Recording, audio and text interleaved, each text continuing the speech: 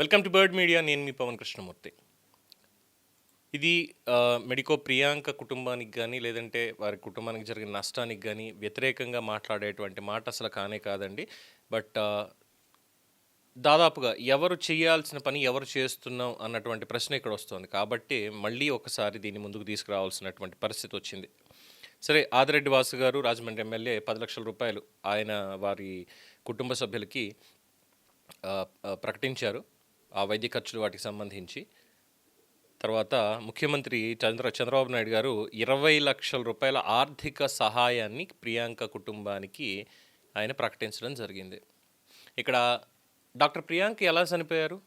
నా ప్రశ్న ఇదే. పొరపాటున నేను తప్పు మాట్లాడుతున్నాను అనుకున్న వాళ్ళు దయచేసి పూర్తిగా విన్న తర్వాత మీ అభిప్రాయాన్ని నిష్కర్షగా తెలియచేయండి. డాక్టర్ ప్రియాంక ఎలా చనిపోయింది? ఒక ఇద్దరు పందులు తాగి ర్యాష్గా డ్రైవ్ చేసి నిర్లక్ష్యంగా కారుతో తొక్కించి చంపేశారు. యాక్సిడెంట్ చేసి కదా. దీనికి ఆంధ్రప్రదేశ్ రాష్ట్ర ప్రజలకి ఏమైనా సంబంధం ఉందా? లేదు కదా. ఇప్పుడు ఈ 20 లక్షలు కాదు, ఇంకా మాట్లాడితే వాళ్ళకి కాంపన్సేషన్ ఎంత, వాళ్ళకి శిక్ష పడ్డం మాత్రమే కాదు, కాంపన్సేషన్ ఎంత ఇవ్వాలి ఏంటి? ఎందుకంటే వాళ్ళ లాస్ని మనం ఏది ఇచ్చినా సరే మళ్ళీ మనం ప్రియాంకనైతే తీసుకురాలేం. ఆ మానసిక వేదన జీవితాంతం వాళ్ళకు ఉండిపోతుంది. No doubt in that. ఇక్కడ ప్రభుత్వం చేయాల్సింది వాళ్ళకి 20 లక్షల ఎక్స్గ్రేషియా కాదు. It's my personal opinion, doubt లేకుండా. ఎందుకోనంటే రాష్ట్రంలో ఏ ఒక్కరికి డాక్టర్ ప్రియాంక కుటుంబంతో కానీ ఆ సంఘటనతో కానీ సంబంధం లేదు. అక్కడ సంబంధం ఉన్నటువంటి వాళ్ళు ఎవరైతే దస్యంత్, అలాగే అతను ఉన్నటువంటి జాన్ బాబు గారు అబ్బాయి, వాళ్ళిద్దరు ఉన్నారు కదా. సో ఈ 20 లక్షలే కాదు, అవసరమైతే 2 కోట్లు కాదు, ఎంత ఉంటే అంత వాళ్ళ ఆస్తులు వాళ్ళ కుటుంబానికి రాసివ్వాలి. ఇది కాంపన్సేషన్ అంటే. కానీ ఇక్కడ ప్రజల సొమ్ము, మనం పన్నులు కట్టేటువంటి సొమ్ము, ముఖ్యమంత్రి గారు 20 లక్షల ఎక్స్గ్రేషియా ప్రకటించేస్తున్నాం.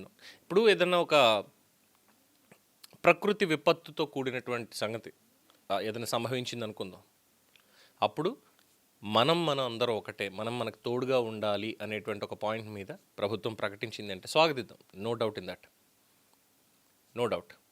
కానీ ఇక్కడ చాలా నిర్లక్ష్యంగా వాళ్ళు చేసినటువంటి తప్పుకి మనం ఎందుకు కాంపన్సేట్ చేయాలి అన్నదే నా ప్రశ్న. నేను పన్ను కడుతున్నటువంటిది నిజంగా ఏ సహాయం అందనటువంటి వాళ్ళకి సాయం చేయడాని కోసం. అది ముఖ్యమంత్రి సహాయ నిధి కావచ్చు, ఇంకోటి కావచ్చు. ఇక్కడ ప్రభుత్వం అనేది 20 లక్షల రూపాయలు ఇస్తుంది. లేదు, ఒకవేళ ముఖ్యమంత్రి సహాయ నిధి నుంచి ఇక్కడ ఇస్తున్నారు అంటే కనుక నిన్న మాటలు వెనక్కి తీసుకోవాలి. ఎందుకంటే అది ప్రజల పన్నులతోటి నిర్వహిస్తున్నటువంటిది కాదు. సీఎం ఫండ్ అనేది అది విరాళాలతో నడుస్తున్నది. కాబట్టి దాని నుంచి ఇస్తున్నాం అన్న ప్రకటన ఉంటే మాత్రం ఖచ్చితంగా ఆయన ఎంతన్నా ఇవ్వచ్చు, ఇబ్బంది లేదు. ఎందుకంటే విరాళాలు ముఖ్యమంత్రి సహాయ నిధికి నేను చేసినా మీరు చేసినా ఇగో ఇలాంటివి ఏదైనా జరిగినప్పుడు ఇవ్వాలి అని చెప్పని. కానీ ఇక్కడ కూడా ఇంకో చిన్న కాంట్రాడిక్టరీ ఏంటంటే, ముఖ్యమంత్రి సహాయ నిధి కింద నిస్సహాయులకి, ఎటువంటి ఆసరా లేనటువంటి వాళ్ళకి, దానికి సహాయం చేయమని విరాళం ఇస్తాం మనం. బట్ ఎవరో వచ్చి మర్డర్ చేసి, హత్య చేసి వెళ్ళిపోయారు ఎలాగ కారుతో గుద్దేసి నిర్లక్ష్యంగా అన్నప్పుడు వాళ్ళ కుటుంబానికి నేను కాదుగా సాయం చేయాల్సింది, ఎవడైతే నిందితులు ఉన్నారో వాళ్ళ కుటుంబాలు కదా. నేను ఇచ్చింది నిర్భాగ్యులకి, నిస్సహాయతలో ఉన్నటువంటి వాళ్ళకి సాయం చేయండి సార్ అని చెప్పి నేను విరాళం ఇచ్చాను అనుకుంటాను. రైతులకి ఏమైనా కష్టం వస్తే వాళ్ళకి చేయండి సార్, పేదరికం ఉండకూడదు, వాళ్ళకి ఏమైనా ఇల్లు కట్టించాలి అనుకున్న దగ్గర మిగతా కార్యక్రమాలు, సోషల్ రెస్పాన్సిబిలిటీ అనేది ఉంటుంది. But this comes under negligence, not social responsibility. So దీనికి సీఎం ఫండ్ నుంచి ఇచ్చినా కూడా ఒక రకంగా అభ్యంతరకరమే. అలాగే ప్రభుత్వం ఆర్థిక శాఖ నుంచి ప్రభుత్వ పరంగా ఇచ్చినా కూడా అభ్యంతరకరమే. ఇవ్వాల్సింది, ఇప్పించాల్సింది నిందితుల దగ్గర నుంచి సార్, ప్రజల దగ్గర నుంచి కాదు. ఇది ఖచ్చితంగా ఒక రకంగా నేను ఖండిస్తున్నాను. ఈ కైండ్ ఆఫ్ డొనేషన్స్ని నేను ఖండిస్తున్నాను. ఇది ఇప్పటి నుంచి కాదు, దాదాపుగా చాలా సంవత్సరాల నుంచి మాట చెప్తూనే ఉన్నాను. బట్ ఎక్కడ మారడం లేదు.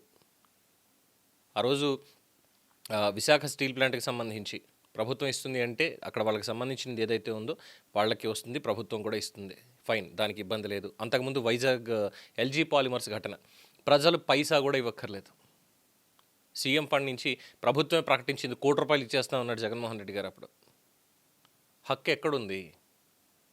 ₹1 కోటి ఇచ్చేటంటే హక్కు అసలు జగన్మోహన్ రెడ్డికి ఎక్కడుంది? ఎల్జీ పాలిమర్స్ అనేటువంటిది ఒక ప్రైవేట్ రంగ సంస్థ, ప్రైవేట్ కంపెనీ. అది అక్కడ వాళ్ళ నిర్లక్ష్యంతో ఆ వాయువు లీక్ అయింది. అది కంప్లీట్లీ వాళ్ళ నెగ్లిజెన్స్. కోర్టు కూడా చెప్పింది ₹50 కోట్ల వాళ్ళని ఇమీడియట్గా ఇక్కడ డిపాజిట్ చేయమనండి అంటే జగన్మోహన్ రెడ్డి గారు అడ్డం పడదాన్ని దాన్ని నిలుపుదల చేయించి వాళ్ళు అక్కర్లేదు ప్రభుత్వమే చేస్తుంది ఇదంతా కూడా అంటూ ఆయన ఎత్తి తీసుకున్నాడు, ఆయన సొమ్మే తీస్తున్నట్టు. కానీ అది ప్రజల సొమ్ము. అప్పటి నుంచి ఇప్పటిదాకా ఇలాగే జరుగుతున్నాయి. మాట్లాడితే ₹1 కోటి ఇవ్వాలి, మాట్లాడితే ఇది ప్రకటించేసేయాలి.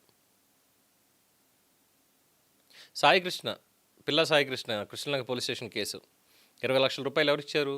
వైసీపీ పార్టీ నేతలు, కాపు నేతలు ఇచ్చారు తీసుకెళ్ళి. అది వాళ్ళ వ్యక్తిగతం. అలాగే ఆదిరెడ్డి వాసు గారు 10 లక్షలు ఇచ్చారు, అది ఆయన వ్యక్తిగతం. వ్యక్తిగతంగా నేను ఇది చేస్తున్నాను వాళ్ళ కుటుంబానికి అనుకున్న దాన్ని ఎవ్వరూ ఏమీ మాట్లాడక్కర్లేదు, అది వాళ్ళ ఇష్టం. అది కానీ ప్రజల సొమ్ము దగ్గరకు వచ్చేసరికి ఈ 20 లక్షల ఎక్స్గ్రేషియా లేదంటే ₹1 కోటి ఎక్స్గ్రేషియా ఇలా ప్రకటించుకుంటూ పోయేదానికి, అది కూడా ఏంటి ప్రకృతి విపత్తుల్లోనో ఇంకో దాంట్లోనో నష్టపోయారు అన్నటువంటి వాళ్ళకి, మనకి రైలు ప్రమాదాలు జరిగినప్పుడు వీటికి సంబంధించి ప్రైవేట్ ట్రావెల్స్ ప్రమాదం జరిగింది అనుకోండి, ప్రైవేట్ ట్రావెల్స్కి సంబంధించి వాళ్ళ నెగ్లిజెన్స్ ఉంది అంటే వాళ్ళ నుంచే ఇప్పించాలి, ప్రభుత్వం ఇవ్వడం కాదు. ఇక్కడ తక్షణమే వైద్య సహాయం అందించడం ఇవన్నీ కామన్గా జరుగుతాయి.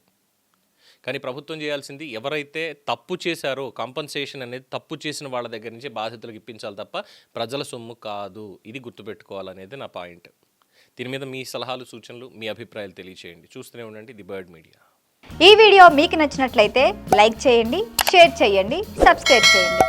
మరిన్ని అప్డేట్ల కోసం మా వాట్సాప్ ఛానల్ను ఫాలో చేయండి.